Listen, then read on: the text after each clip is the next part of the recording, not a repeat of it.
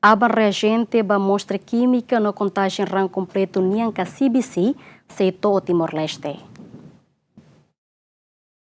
Ligado ao reagente amostra química no kontajen raan kompletu nian, nebemak daudang estokla suficiente e Hospital Nacional, onde halo teste ba paciente morastenge, maka Instituto Nacional Farmácia Produto no Médico halo na aquisição urgente, no bele responde ba necessidade Hospital Nacional nian. Diretor compras INFPM Sérgio Belo Hatete, ligado ao reagente amostra química no CBC, nebe daudang nela suficiente, mas INFPM sosa urgentemente no tempo bada que se distribui ao Hospital Nacional Guido Valadares. Diretor Sérgio Belo Hatete, reagente amostra química no CBC e a NFPM halo adjudicação direita para distribuidor e a Malásia, onde distribui urgente reagente sirane mai Timor-Leste. Agora daugni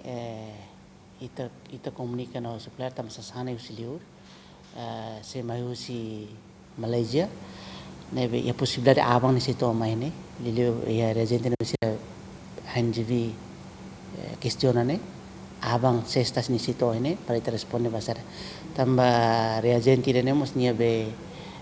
stock foi na dag mahotu ba então ita order urgente nebe Aban sexta ni situ mai ne para ita responde ba ya hanjivi tamba ni processo ne mak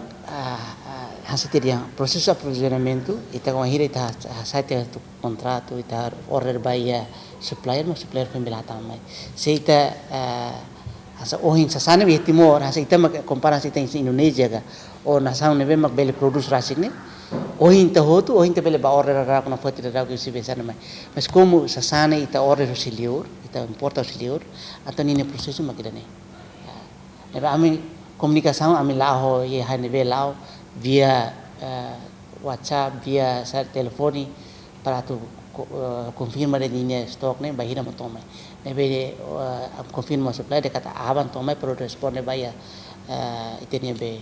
necessidade ya hangibe. Orçamento Geral Estado tinan rihon ruar wanulu resinen nebe Ministério Saúde aloca ba INFPM hamutuk milhão sanulu resinhat pusi orçamento ne INFPM aloca milhão ida ponto lima ba categoria transferência pública rihon atusnen lima nulo selo taxa no milhão sanulu resinida ponto walo ba compra medicamento Delma Suzete e Giamen.